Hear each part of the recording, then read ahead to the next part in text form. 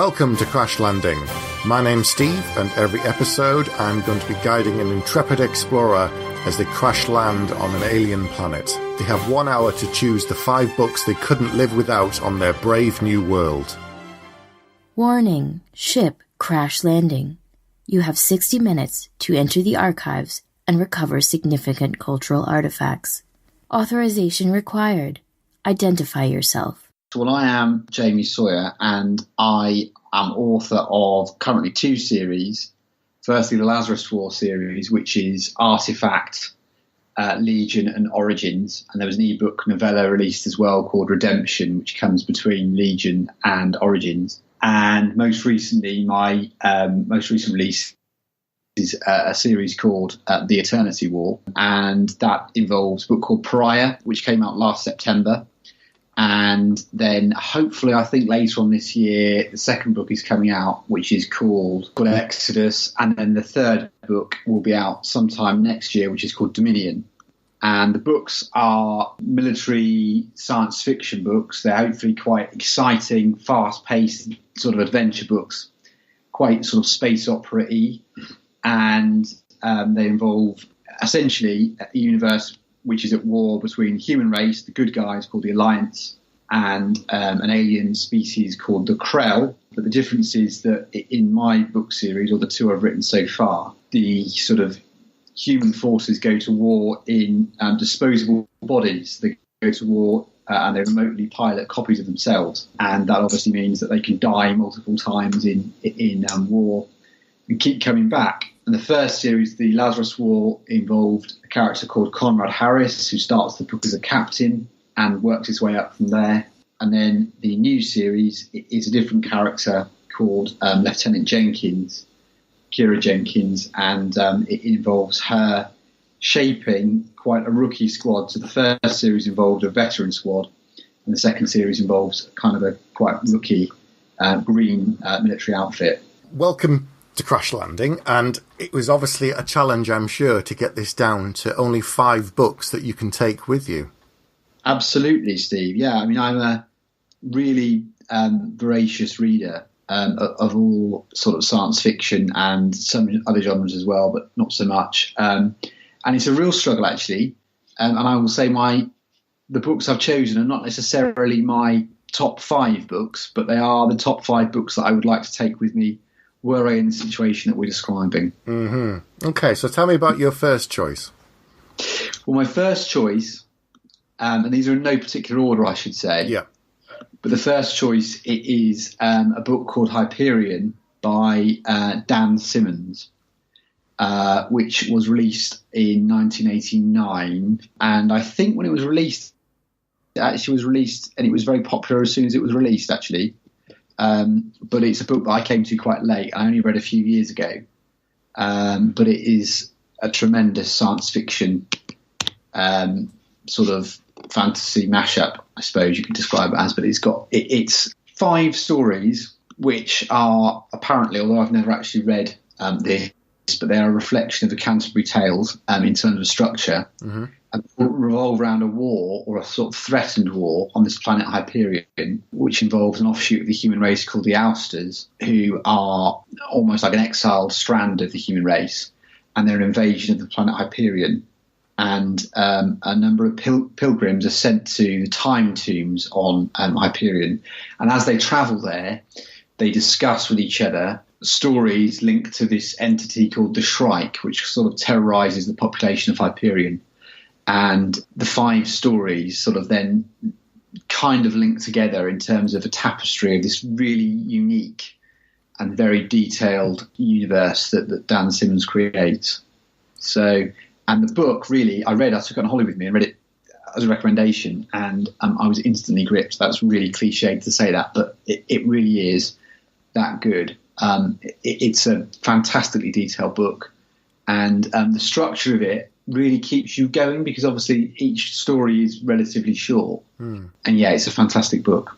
It's quite different from some of your other choices from looking at the list, because obviously you write military-based fantasy, and although there is I think all of your choices are science fiction, actually. Sorry, I said fantasy. Military-based fantasy. But this one's quite different from the others. So what was it that struck you about this particular book? I think probably it is because it is so different to the others. But internally, it's really different as well. There is a sort of military strand in the book, which is not the major... I mean, it's not the major theme of the book. But because each story's actually got a kind of different vibe to it, a different sort of feel to it, it's almost a different genre. And the style of writing is actually quite different for each story inside the book. So I think that probably is why I would say this is one of my favourites. But, I mean, the writing, the prose and so on is just really fantastic. And I was kind of angry with myself when I read it that I came to it so late because some of the other books I've put on the list of books that I've sort of read when I was in my youth and I've come back to several times. But this one, I think I probably burnt through it within sort of a day or so. It literally was that good. And probably, I don't know, maybe, Steve, it probably was because it is so different to anything else that I've read before or that I've engaged with before. Although that being said, of course, a lot of the things that are done in this book have been reflected in other fiction as well. Lots of the themes in this book have gone on to be redone in other by other authors as well. So yeah. Did this book make you a fan of Dan Simmons? And did you then go down and hunt more of his work? I did, and I've read a couple of his other books. They didn't grab me in the same way that Hyperion did. Interesting. And as there is another book on my list as well, which I'll touch on with this as well. But I was a bit disappointed with the sequel, which was still good, but not as good because the way Hyperion ends. I mean, have you read it? No, I've not. Okay, well, the way it ends is very open and doesn't really give you any answers, which I'm a big fan of personally. I like the kind of Twilight Zone mentality of not wrapping all loose ends up at the end and leaving with intrigue there. And the sequel to this, which I think is called Return to Hyperion or something like that. Fall of Hyperion is called. And Fall of Hyperion wrapped up too many loose ends. But there are just so many great themes in Hyperion. There's one story which involves kind of aging backwards. It's called, the name of that is, I think it's called it's called The River Leith's Taste is Bitter, which involves a character contracting something called Merlin sickness, so they actually age backwards, and that is why they need to get the time tombs to see whether there's any kind of resolution to enter the, to be able to actually find a solution to this. And it's a father, his daughter is aging backwards. She was caught in some kind of anti-entropic, I think they called it, event. And I mean, so many of the ideas in it, they're kind of quite crazy when they're sort of described, but the way in which Dan Simmons writes them is so engaging. And there are so many things in this book. I mean, I reread it relatively recently. It's probably last year I reread it again. And it really struck me that so many things that we're dealing with in sort of modern science fiction are, actually traced back to perhaps not this book, but this book does examine those themes in detail and does it really well. So that idea of existing themes or themes that he explored, is this something you brought into your work as well then? Yeah, I mean, I think actually I read this before I'd started my first book, or possibly I read it between, every new writer has that period where they've actually written their first book, but it's nowhere near good enough to go off to get an agent or to be published, And I may have read it between that stage and the book actually being finally polished and ready to go out. But there are themes, and one particular theme is he deals really well with time dilation and the effects that it has on people. The idea that you go off into space and, you're travelling effectively by whatever mechanism the universe of a particular book deals with. But time dilation means that everyone back home is aging more quickly, and the effects that has on them, on characters. And again, this is something I'm really fascinated by. Not so much the actual mechanical, scientific impact of this and getting these things right, but more the impact and the consequences that it has on people around you. Yeah, the emotional if weight. that makes which is similar. I know we deal with soldiers coming back from Afghanistan or Vietnam, is it before, and so on. But that to me is really, really engaging. How the actual impact of this kind of thing. The technology I'm less interested in, because I think obviously you can really drill down into the science of these things, and you can either undermine them completely, or you can make it so convincing that it's more science textbook than it is story. But Dan Simmons really did that well, and I think there's a particular story, I'm just looking up the name of it, it's called Remembering Siri. And I don't know whether or not that was how Siri, the I don't know, who knows. But anyway, that story is really, really powerful and really, really good. So yeah. Interesting. Okay. It sounds like quite a different book for sure to the other ones on your list, but let's move on. So tell me about your second choice. My second choice is far more within my safety zone, if I can call it that. It's by an author called Dan Abnett. It's from 2008, and it's a book called Titanicus. And this is a far more straightforward story, and the way it's described, the book is much greater than the sum of its parts in terms of the summary that I'm about to give you. Mm-hmm. But essentially, it's set in the Warhammer 40,000 universe, which Black Library obviously publishes lots of books in this particular genre, a kind of alternative science fiction-y fantasy future. And it's a story of a forge world that comes under attack from a Chaos Titan Legion. And obviously in Warhammer, Chaos are the bad guys, as the name probably suggests. And Titans are huge walking robots, very similar in terms of their style to something like Jaegers from Pacific Rim. Yeah. And they obviously need to have pilots operating them. But the pilots in this version of the story, this version of that kind of mythos, they're hardwired, and they become so entrenched in their Titans that they become sometimes quite physically atrophied. And a loyalist Titan Legion, so some good guy robots come down and or mechas, whatever you want to call them, come down and assist the planetary defense forces, and basically it involves a really big fight between the Chaos and the Loyalist legions. But what's really great about this book, and why I again keep coming back to it, is that it's a Dan Abnett book, and Dan Abnett is one of my favourite authors of all time, and he has a really great knack of allowing you to see the plot and the action through the eyes of not only those that are high up in the war, in this case physically high up because of the Titans, and they're kind of huge city block sized walking disasters, but also those that are really lower level troops and civilians that are caught up in the action. And they act as a really sort of reminder to the damage of the damage that the war can cause to those that actually call this planet home.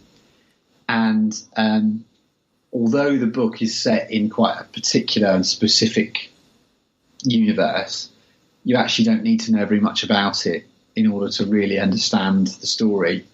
And it's got to be said, I don't think anyone writes a better action sequence than Dan Abnett. And his prose is again really, really powerful. And I knew I needed to have a Dan Abnett book on the list. Yeah. But this particular one is one that stands out.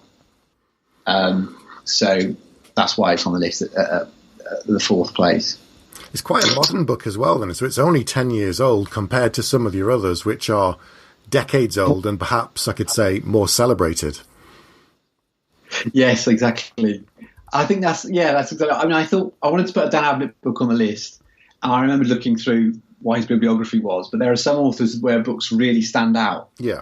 Dan Abnett's got a real history in writing comics, and that's what I think he's probably most well known for outside of Black Library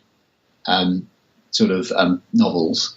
But there was no book which really stood out to me. This one is probably my favourite that he's done.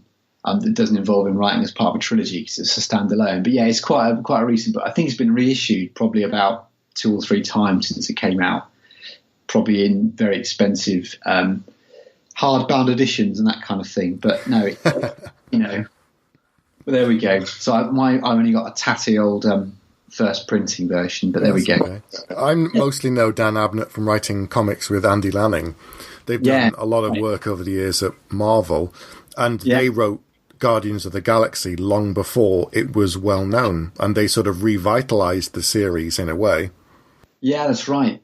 But I think Dan Abnett's got a really great way of bringing characters to life, and actually I think that applies whether you're dealing with his comic book work. Because of course I think he's written for 2000 AD as well. Yes.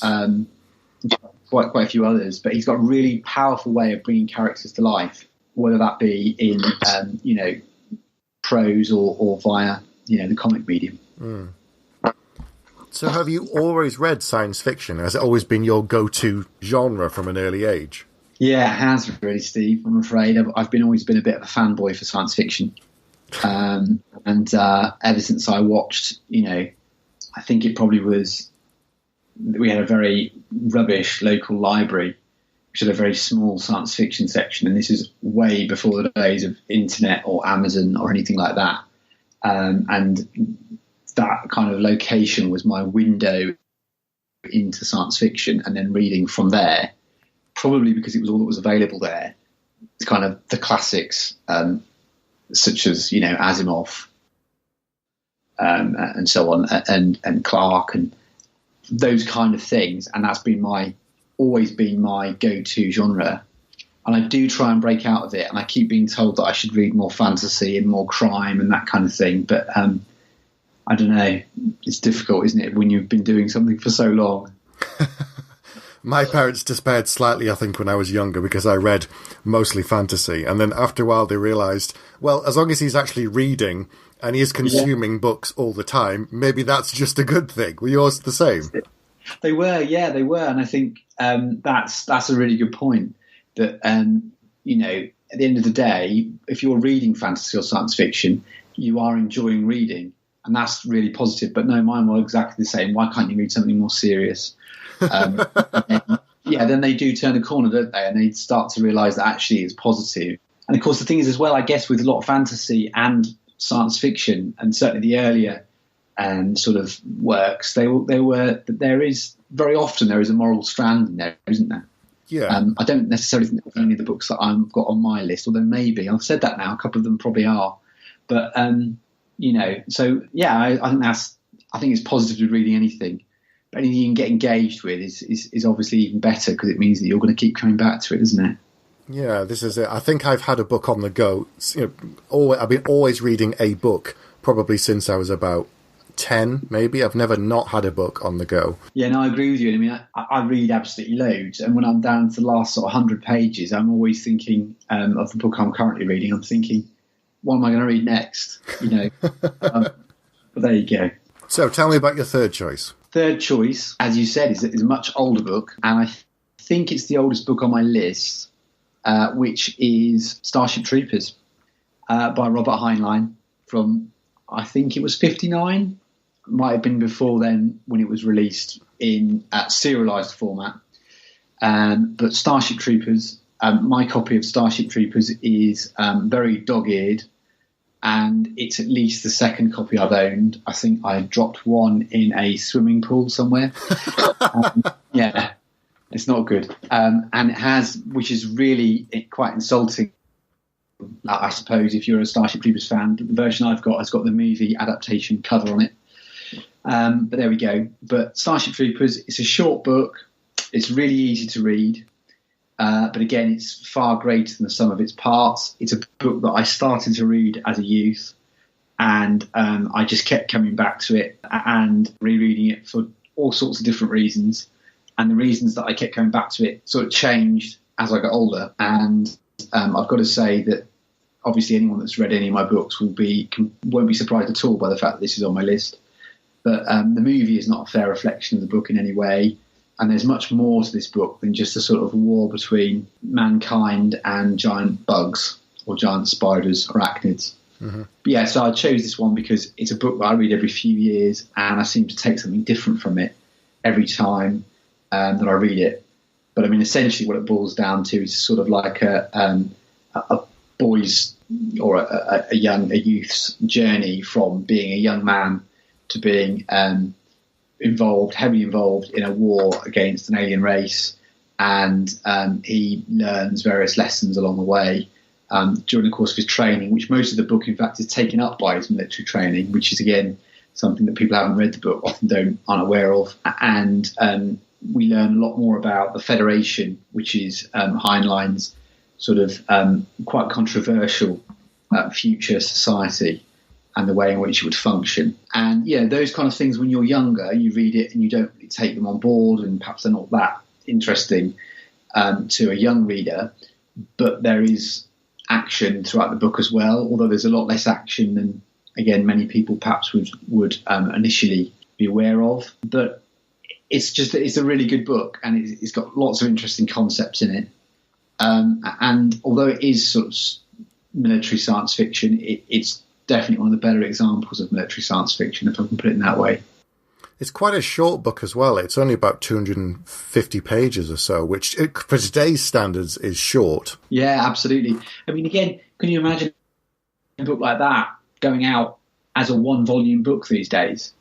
Robert Heinlein would probably be encouraged to turn that into 3-book series, and there would be a lot more action in it, I think. I'm not saying this critically, because I think there are sections of the book which you read when you get older, you think, well, actually, you could have interspersed this with more present timeline as it is in the book.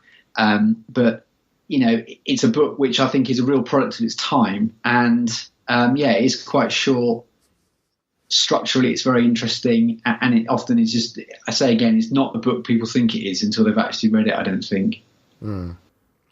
So given your love of sort of military-based science fiction, did you ever think about going into the military yourselves, into the armed forces? No, Steve. No, I'm. I think probably too soft for that.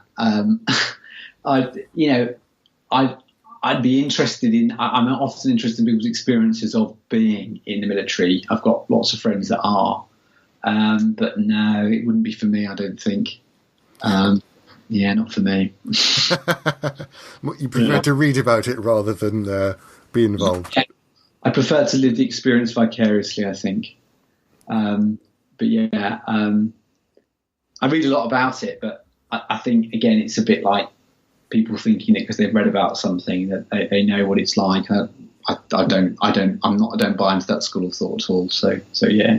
I don't blame you. It's not something that I ever fancied, to be honest, either. Some people move from one thing to the other. There's something that they grow up reading, they take it on board and then pursue it, whether it's science or medicine or maybe the armed forces. But for me, reading fantasy was a way to look at the current world, the way to have adventures, but everything was sort of through a mirror. Absolutely. I think that's right. And I think that's one of the most powerful things that fantasy or SF can do, isn't it, really? To sort of provide that as a way to look through the mirror at current world problems. But I suppose in some ways, actually, Starship Troopers does give you that, because we live in a kind of a world where things are quite skewed these days, aren't they, in terms of civic responsibility and that kind of thing. And this presents quite an interesting, not to say in any way that I endorse it, but quite an interesting future sort of template for government and for governance.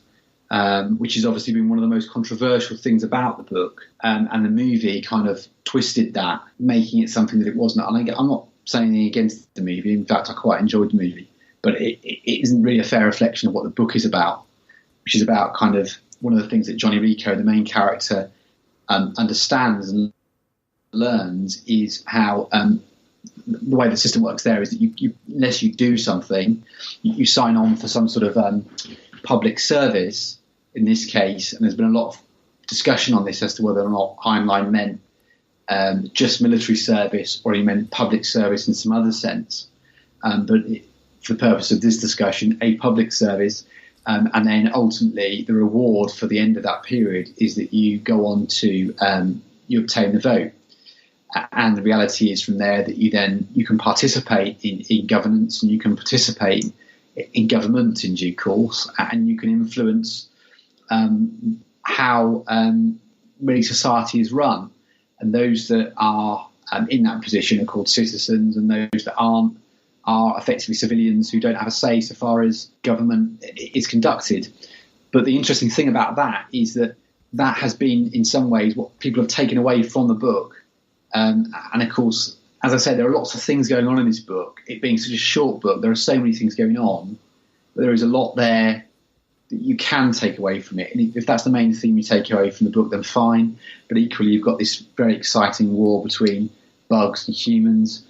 And I think, Starship Troopers was probably one of the very first books to deal with power armor as well, which is something that I'm fascinated by and I keep on coming back to as well. I mean, who doesn't like soldiers in big power armored suits that can run faster, jump further and fight longer, So yeah, politics, the power of the media, social responsibility, there's nothing more current than that. And even though this was written in the 50s, it's very, very relevant today. And even if you look at Fahrenheit 451, the idea of, although it's slightly different in the story, burning books because they're dangerous. We've had banned books before, we've had banned films, and now media, which is tailored to you as an individual, which he wrote about in Fahrenheit 451. It's all sort of coming around. Some of it's becoming reality. Absolutely. I think that's where these books, although in terms of the technology, can be completely outdated, that's described in some of the sort of classic SF, if I can use that phrase. The reality is that the concepts are still really current, and there's still a lot to be learned from these books. And I think, as I've said, like when I came late to Hyperion, which is a kind of more modern sort of classic SF novel, I think lots of readers now are coming to science fiction, such as perhaps my work, that kind of thing, and they're actually perhaps in due course understanding that what I'm dealing with is kind of the tip of the iceberg. There's actually this huge kind of iceberg underneath, which made up of some really great stories, and Starship Troopers is a really good example of that in terms of its kind of links to the current and the fact that it does remain a very current book. So yeah. It's definitely relevant today, I think. It's one of these books that at school you had the recommended reading list in my school, and certain ones that were on the curriculum that you had to read, things like The Colour Purple, or so you had Shakespeare, but there were other various classic works that were labelled as must-reads, but I never saw anything like Starship Troopers or Fahrenheit 451 on the list, which is more the shame. Absolutely. I mean, really, they should do a sort of, a required reading for science fiction, shouldn't they, or fantasy? Because these are really great stories. But I agree with you. And I bet, I no doubt you've experienced as well, but there is a certain snobbiness, isn't there, about the fact that science fiction and fantasy are almost relegated in some senses as not being a sort of the same level of art form as some other sort of genres of writing. And I think there's very much that feeling with books like Starship Troopers. And it's a shame, because I think actually whether you read it as a science fiction book and you read it, as I say, because of the power armor and the bugs and all the rest of it, or you read it actually as kind of an observation on society, either way, it's a great book either way. So, yeah. Excellent. Okay. Tell me about your next choice. What have you picked? The next book is... apparently, it was written as a response to Starship Troopers. It's by John Steakley, and it's a book called Armour.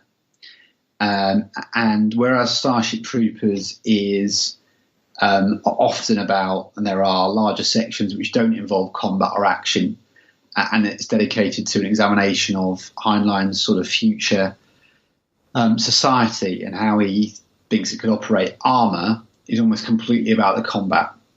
Although that being said, it's not just about the combat, because Armour is quite a book which is structured quite strangely. Essentially, Armour involves the story of Felix, and he goes to, and he's a conscripted soldier on a planet called Banshee, and Banshee is home to a species called the ants, which we don't learn very much at all about in terms of their capabilities.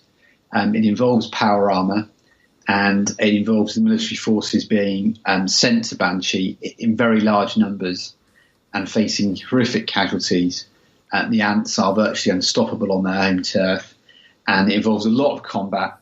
But it has a strange structure because we break off after the original introduction to the character to a sort of story within a story in the middle of the book, which is almost a sort of a flash forward section. And then we break back in due course to the original story arc, which I found very confusing when I first read it and I was younger.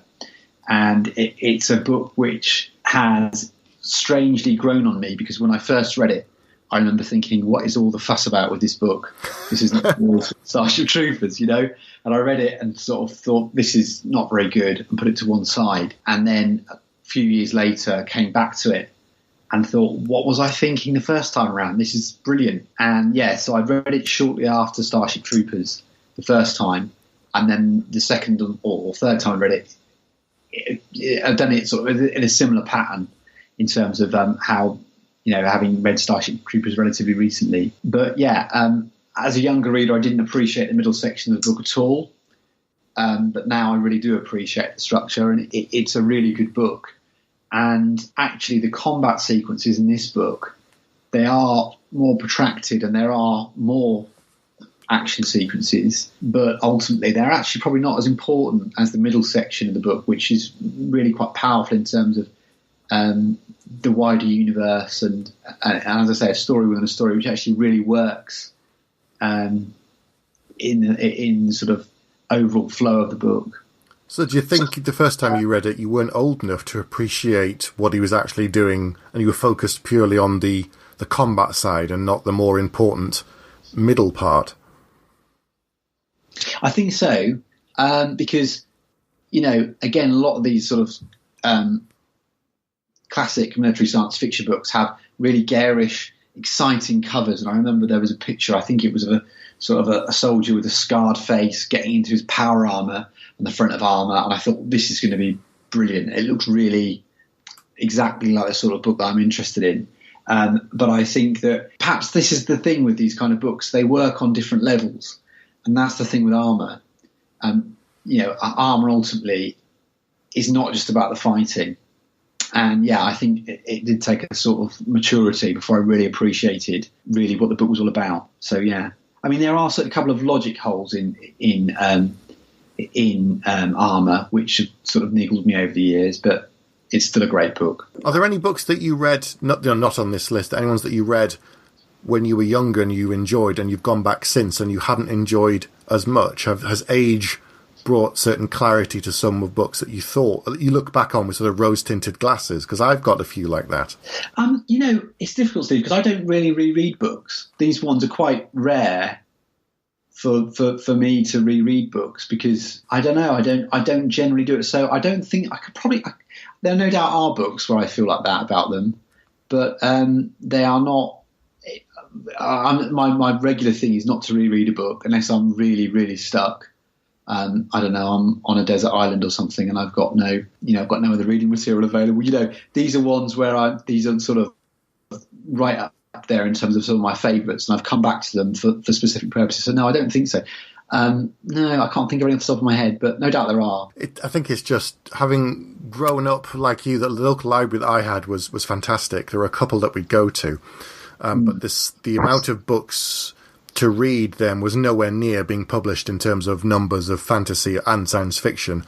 And it was, I don't say it was easier to get through them, but there was far less in number.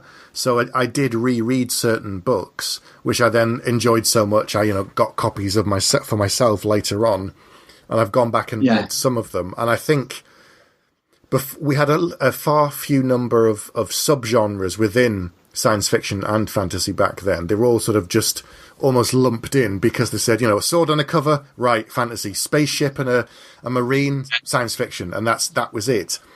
But I've gone back and read some books and thought, nowadays that would probably be classed as maybe a middle grade age book or maybe a young adult book, and I can see the flaws, I can see the black and whiteness of it, and perhaps with age I want something that's a bit more layered, a bit more grey. Yeah, I think I see that. I tend to feel that way more with movies, to be honest, than with books. But no, I totally see where you come from with that. I'm not actually even sure. You say that about there was, less out there. But I'm not sure whether there was less being published. We're being told all the time that there's more science fiction and fantasy coming out, but I'm not sure whether it was really a question of accessibility, a general aside, because we had no Amazon and we had no internet, and there wasn't any way of finding out what was coming out next month unless you saw it in a magazine or something. But even then, there weren't really any science fiction or fantasy magazines when I grew up. So, yeah, that's just a general aside. No, it's interesting, though. Yeah, you're right. There again, though, the library was more likely to stock what we considered the classics than they were to get everything in. So it was what we could afford and what we could find locally, because we didn't have the global reach that we now do for anything that you can get on demand instantly on your phone or on your TV or anything. Yeah, it's weird, isn't it? I mean, in some ways, there's a really negative side to everything being on demand instantly. I mean, obviously, we could probably get stuck in the whole Black Mirror sort of mentality, which is an amazing series, by the way. Everything being on demand and the dangers of technology in that sense. There was something really exciting, wasn't there, about going to the library and sort of ordering a book in if it wasn't available in your local branch, and that kind of thing. But as you grow older, you've got a lot more disposable income, haven't you, as well? And I suppose I mean, obviously, what I read now, I read much more, but I guess the quality of things and my enjoyment of books is far more variable than it was as well. When I was much younger, it seemed that everything I read I really enjoyed, and nowadays you kind of, I don't know, you read more, and on that basis you're going to read some duds as well, aren't you? I guess you're more of a critic, and you've got a more critical eye as well. Yeah, I think your point is very good about characters being black and white, shades of grey. The modern reader and the mature reader is far less willing to accept this guy is a bad guy because he is a baddie than when you're a youth and you're reading a book and you just find that exciting to know that the baddie is a baddie. So if that makes any sense at all, but you know where I'm coming from with it. Yeah, I do. I think readers and young people are a lot smarter than we were, whether it's simply because they have access to more information than we did because of the internet and because of social media. They can find out about what's going on across the world instantly, whereas we would have the news once an evening, and that was about it. You'd see a little story here and there, but it was only ever the big things because they only had a limited amount of time. Now you can find news stories from a tiny village in the middle of nowhere, and if you really want to, you can find out what's going on. So I think they're definitely growing up a lot faster than we were at the same sort of teenage age. Absolutely. I mean, it's been snowing really heavily where I live at the moment, and it is stopped now. Thank God, it's stopped today. And I, remember being sort of in a situation where it was very snowy when I grew up. I grew up in Berkshire, which was sort of relatively rural area. And it was once a day we got the weather report. And when it was snowing here, phone out, I'm able to see, every hour for the next 7 days, more or less, what the weather's going to be. And that's it's obviously having that information at your fingertips. It's a positive side to it, but there are negatives as well. And perhaps, I don't know, in terms of books, they're meant to be enjoyed, aren't they, at the end of the day? They're not supposed to be instant achievement. They're not, there's something that's supposed to actually put some effort into reading and actually understanding. Maybe that sort of armour, to go back to that again, maybe is a little bit like that, where you've actually got to put some effort into understanding it. It's not instant gratification. Yeah, and these days with more distractions, more things to watch and consume than ever before, rereading has definitely become a bit of a specialist privilege for me now, because there are so many books that I now have access to, perhaps, that I wouldn't have before. It's a very rare book that I also will now reread. Yeah. I mean, that's why this was tough for me to get my 5 books, but these were books that I've come back to, which is quite unusual for that very reason. So I'm both deprecating instant gratification, but also I'm a fan of it. So there we go. I'm not really sure how that works out. We're both all complex characters now. That's what it is these days. We're complex beings. That's it. So tell me about your last choice. What's this one then? Last choice is very well known, and I'm sure, again, that anyone that's read any of my books will know that I'm a big fan of this book. And this is The Forever War by Joe Haldeman, which I think was about 1974 or something. But again, I think he published this. I think it was serialized before it came out. And The Forever War is the story of William Mandela, who basically is a conscripted soldier, conscripted into a war against an alien race, and essentially finds himself very quickly goes through boot camp and is sent further and further afield into the galaxy.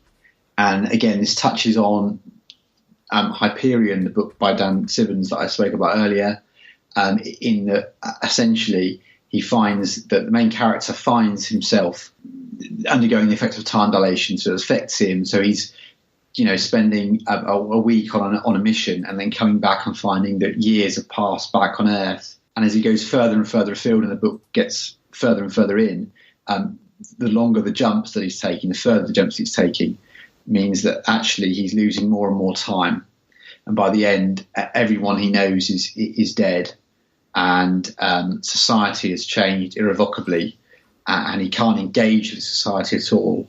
And the end result is that the only people that he really has any association with, and he really has any sort of comradeship with, are others that are in the military.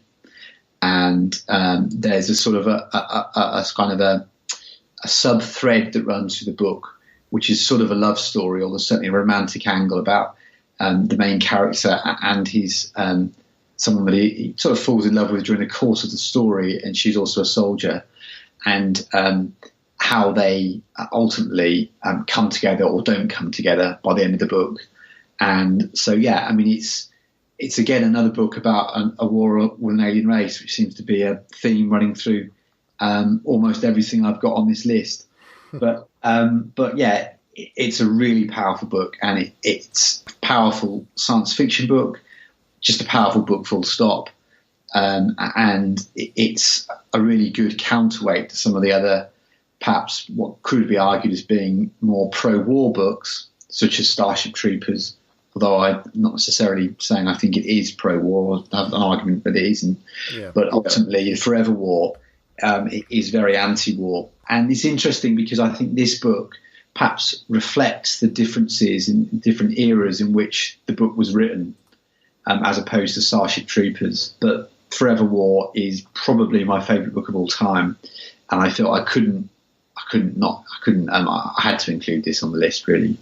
Wow. Your favourite book of all time. Impressive. There you go. Have you read it? No, I haven't. This is one that I need to read at some point. There are certain gaps in my reading knowledge because as time went on, I suddenly became aware of so many other books out there. And I've gone back and tried to fill in the classics like Slaughterhouse 5, Fahrenheit 451, Stranger in a Strange Land, some of Asimov's work. I've gone, the Caves of Steel. I've gone back and read some of these things that I was vaguely aware of when I was growing up, but I was very much more of a fantasy purist back then. But as I've grown older, I've thought, okay, let's go back and pick them up. And some of them I've really enjoyed and some of them I haven't. But hearing you talk about the Forever War and thinking about when it was published, I wonder if it was the author thinking about the Vietnam War, or maybe just particular soldiers coming back from war in general and not being able to relate to people. Yeah, well, he's a veteran of the Vietnam War. So I think absolutely. I think that, there's been a lot of discussion about this, that he absolutely accepts that it was a reflection of the Vietnam War, which is again your point from earlier, which is that this is it's a classic book, and the technology and so on might be appear dated to the modern reader, but ultimately we're looking at a very modern problem still, which is veterans coming back from war. And the dissociation, and of course, Vietnam War was very well known for that problem. And that's probably one of the we're told, although I suppose historically you could argue otherwise, but this was one of the first wars where we really saw the sort of veteran effect. I'm not necessarily saying that is correct, because I think there's an argument that veterans coming back from any war are going to suffer from this syndrome, if you want to call it that. But this is something we really saw, and we do really get this with the Forever War, because there's an extremely powerful section in the middle where William comes back, and he comes back to Earth, and he tries to effectively lead a normal life, and he's horrified by the world that actually exists and that he is protecting, because he's giving his life over to protect this planet. And ultimately, he just can't relate to it anymore, not even his own family. And the reality is that is something which I think people can understand without the complication of time dilation, and finding that actually everyone is changed so drastically. Time dilation gives Joe Haldeman a platform to really extrapolate this problem, and that's fascinating to me. And you kind of looking at a modern day issue as it was during the Vietnam War, and it is now, I think, really, from soldiers coming back from Afghanistan, Iraq, whatever war zone they're operating in. But this is a real problem. They're coming back and they're just not understanding the way that the world has changed. And again, the modern world, the West in particular, changes so rapidly that I can really see that perhaps a sort of 2-year deployment could really, really lead to that. It's almost like a time dilation effect, if you see what I mean. Yeah, absolutely. But this book is just so well done, and it has tremendous and really hollow ending to it, but is ultimately really uplifting as well. And it's a very bittersweet end, and it really, it was like a barb that went into me. I really understood that the first time I'd read it, and I kept coming back to it. And actually, this book is one of those books which, sort of talking about books that disappoint you when you reread them, this is a book which certainly has not done that to me in any way. I'm really sort of pleased that it still holds itself up and it still maintains that level of enjoyment for me. But there we go. I mean, apparently they are making it into a movie as well. Right, I guess we'll see. Yeah, hopefully they won't do the old Starship Troopers treatment on it, but there we go. I'm making it sound like I really didn't like the Starship Troopers movie. I liked parts of it, but there we go. Well, hearing you talk about the Forever War, in particular the soldiers, it reminds me of when people talk about being shell-shocked during the First World War and Second World War. Soldiers would come back from that. And it was only later, much, much later, that we then started to talk about things like PTSD and actually helping soldiers when they've come back and putting care and attention into not just looking after them whilst they're over there with the right equipment and meals and all the rest of it, but now how do we reintegrate them back into society in modern day? And also even bring it right up to date, came out just last year, was the Punisher TV series, which is obviously based upon the fictional character of Frank Castle, but a big strand of that series deals with veterans coming back. And it's not a spoiler to say there are different characters in there who cope with it in different ways, including Frank, and one of them is very shell-shocked, and there are a group of soldiers that meet every week to try and talk about their experiences and come to terms with it, and they all come to it from different angles. And at one point, one of the characters says to the kind of group leader, I thought you're supposed to have all the answers, and the guy says, look, I'm just trying to figure it out the same as you, one day at a time. And it's very, very telling, but obviously ties right back into this book. Yeah, I think The Punisher is a really good example of that. I can't say I've read The Punisher before, well, very extensively. I'm aware of the character from the earlier films and so on. But I think that the veteran angle is something which is quite new to the story. Is that right? Relatively new, yeah, because he's always been the central core of it, of someone who could never cope with what had happened and the loss of his family. But we get to explore other aspects of it through other characters in the TV series. Yeah, I mean, I've seen the TV series, and I thought what was interesting there was the whole kind of soldier angle adds both why the character could actually do these things, and also adds in, that whole kind of additional dimension to him in terms of his backstory as being the burnt out veteran. Burnt out veteran is probably an oversimplification, isn't it? But yeah, I mean, this story has that. The main character in the Forever War, he's far more human than the Punisher, and certainly doesn't want to keep going back to war, but he doesn't really know anything else. And the only organisation he can rely on is the military, which again is the same sort of thing, really, I suppose, with veterans groups and so on. And the only people that can understand him are other veterans. But the problem for the Forever War, the characters in the Forever War, is that the core of surviving veterans just gets smaller and smaller.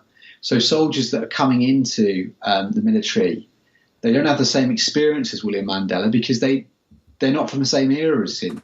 So they've come from effectively sort of a future which is hundreds of years separated from the world that he left.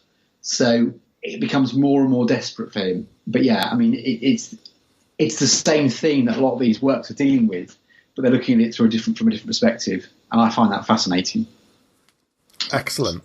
So unfortunately, I am going to have to crash land you on a planet with your 5 books, but you do get to choose what sort of a planet you would like. So what have you chosen? Well, Steve, I'm afraid I'm very much influenced by the fact that the weather has been appalling in the UK at the moment, because we're now recording, aren't we, in March 2018, and I would just like to be crash landing somewhere warm, please. A beach planet would be nice. Do you think you'd survive well on your own in isolation, or are you someone that needs company? I've not thought this through at all, have I? I would like to crash land with a sort of an evacuation pod, if that's possible, with supplies, with the books. Yeah, so somewhere warm, with nice visuals, which is not too far from another occupied planet. Making no promises on that. Yeah, thank you. I could cope for a couple of weeks, but not much more than that. Do you need other people, or is it technology that you need? Do you know, I need technology, not so much other people. None of us can survive without other people, but I'm someone that I have to spend at least a certain amount of time each day having my own time to write, on my own time to read, on my own time to listen to music. So I could probably entertain myself for a while on a deserted planet. Sounds good. Well, thank you for joining me on Crash Landing. Brilliant. Thanks, Steve. Thanks for having me. My thanks to Jamie for joining us this episode. If you'd like to find out more about his books, you can visit jamiesawyer.com and look out for the new book In the Eternity War. Don't forget to check out the first trilogy, The Lazarus War, from Orbit Books. Thanks for listening, and if you'd like to support this podcast and all of the other podcasts on the Geek Syndicate network, go to patreon.com/Geek Syndicate.